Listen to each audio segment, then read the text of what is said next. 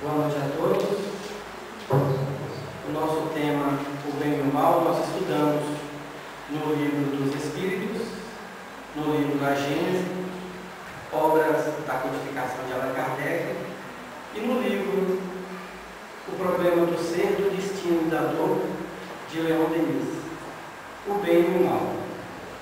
Se consultarmos o dicionário, a palavra bem significa aquilo que beneficia, aquilo que traz bem-estar, conforto, aquilo que está de acordo com a moral e os bons costumes.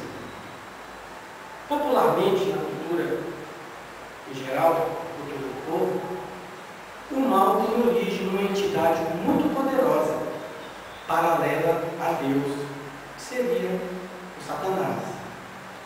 Porém, ou seja, ele teria um poder paralelo a Deus e os dois estariam em constante confronto, um destruindo o que o outro faz. Porém, a doutrina espírita não concorda com a existência de um ser paralelo, poderoso, dedicado que tivesse a índole do mal. Por quê? Se ele tivesse o poder paralelo ao de Deus, ele teria sido criado por quem? Se fosse criado por Deus, ele não seria paralelo a Deus, seria subordinado a Deus. E se Deus tivesse criado um Senhor do mal, estaríamos desmentindo um atributo de Deus, que é infinitamente bom. Se ele é infinitamente bom, não poderia ter criado o mal. Se Deus tivesse criado o que seria o Senhor do mal, e esse tivesse sobressaído a Deus, ou não só criado o Senhor do mal, criado um Espírito, e esse tivesse sobressaído a Deus e se tornado mal, não seria possível, porque assim estaríamos dizendo que Deus havia criado algo imperfeito. Essa última hipótese é a que a gente costuma mais ouvir das religiões, que Deus teria criado um anjo por nome Lúcifer, que seria assim o seu anjo, braço direito, e ele teria, por inveja, se voltado contra Deus, e assim Deus teria expulso ele do paraíso e ele teria formado o reino do mal, os infernos. Isso traria, então, desmentindo dois atributos de Deus, de que Deus teria criado o mal e de que Deus teria criado, Deus sendo perfeito, teria criado uma obra imperfeita. Então, essas duas afirmativas, elas não têm sustento porque elas discordam com a lógica. Mas o que seria o mal? E se fosse obra de alguém, quem teria criado o mal? No livro O Problema do Ser, do Destino e da Dor, Leon Denis nos diz que o mal não tem existência própria. Ele é consequência da alma ainda criança.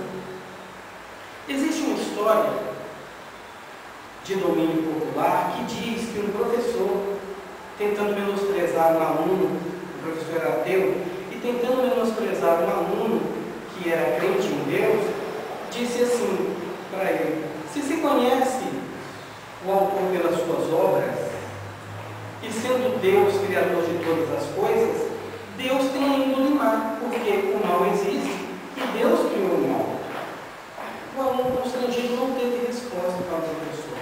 Ele sorriu, mas um aluno levantou a mão e disse: professor, o frio existe? Sim, mas claro que o frio existe.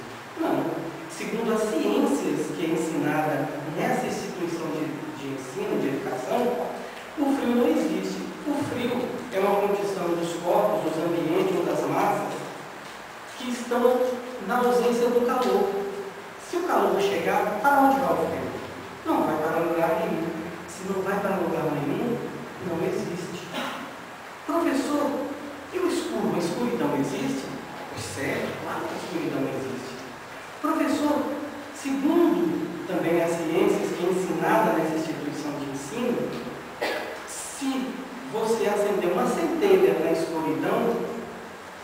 escuridão desaparece. Para onde foi a escuridão?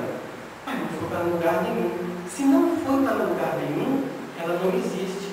Professor, assim também podemos dizer que o mal não existe. O mal é a ausência do bem. Se um homem é mau e ele se torna bom, para onde foi o mal? Para canto nenhum. Se não foi para canto nenhum, é porque ele não existe. A questão 115 de O Livro dos Espíritos concorda com essa afirmativa da história. Ela diz que o homem foi criado simples e ignorante e sem nenhuma ciência. A Gênesis, no capítulo 3, item 9, também diz que a origem do mal está na natureza humana. O homem, ele repete o que afirma a questão 115 do Livro dos Espíritos, dizendo que o homem foi criado simples e ignorante e que Deus deu a ele o livre-arbítrio, a liberdade de escolha. E não o inclinou nem ao bem e nem ao mal, mas deu-lhe o atributo da lei de progresso, para que ele, por suas forças, por sua conta própria, possa buscar se aperfeiçoar, se tornar eternamente feliz. E é justamente nessa afirmativa que os Espíritos, também no Livro dos Espíritos, nos diz que a origem do mal está no egoísmo do homem, no egoísmo e no orgulho. E essas chagas do homem tem, mais uma vez, afirmando que tem a sua origem na ignorância e na falta de conhecimento do homem. Existe uma história que serve bem para ilustrar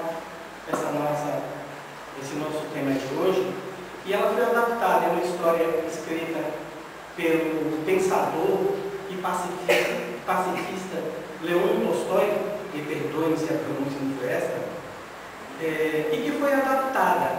Ele conta que certa vez, no albergue, estava à mesa jantando 5 homens. Era um caçador, era um guerreiro, um viajante, um lavrador e um ermitão. Para que não se recordem, um ermitão é um monge solitário. E acabando a refeição, o caçador se encostou na cadeira e disse: toda a origem do mal está na fome. Quando o inverno chega e as presas ficam intocadas, ficam dentro de suas tocas, passamos horas a fios, dias e dias, procurando que uma venha pegar algum fruto que se sobressaiu à neve para se alimentar e assim possamos atacá-la. A fome é tanta que, se ela surge, não importa. Quando é verão, olhamos se se trata de uma fêmea amamentando e a poupamos. Mas se é inverno e a caça é escassa e a fome já nos leva a pensar mais em outra coisa, a não ser um pedaço de carne, nós voamos com toda a ganância em cima dela e seríamos capazes até de beber o sangue e saciar a nossa fome. A fome é, sem dúvida, toda a origem do mal. O viajante então disse: não acho que a fome seja a origem do mal. A origem do mal é a paixão. Quando estamos junto da pessoa amada, então não estamos perto para abraçá-la, para sentir o seu carinho, não sabemos o que ela dedicou naquele dia para nós, a saudade encosta. Encosta também um medo muito grande de perdê-la. Será que ela está bem? Será que ela está protegida? Será que choveu e ela fechou as portas e a janela? Alguma goteira será que invade a sala da casa e a incomoda?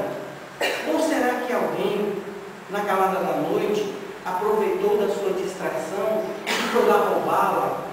Por inveja, por não ter a sua beleza, pode tê-la esmagalhado, trucidado, feito mal com ela? Ou será que um aventureiro galanteador não chegou lá e se aproveitando da saudade que ela sente da minha ausência, não disse palavras doces em seus ouvidos, e ela então, achou que ele seria melhor do que eu e partiu.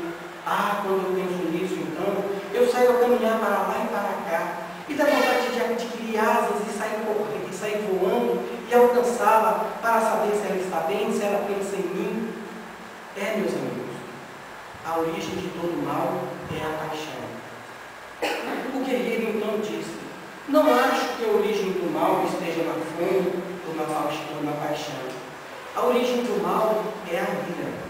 Quando nos recrutamos como soldado e nos colocamos para guerrear, tira-nos do seio da nossa família, da casa do nosso pai, ou de junto da nossa mulher e dos nossos filhos, nos lançam para guerrear em nome, muitas vezes não sabemos de quem, para matar, muitas vezes não sabemos quem, e sabemos que lá do outro lado tem alguém como nós que foi tirado de suas casas, dos seios de sua família.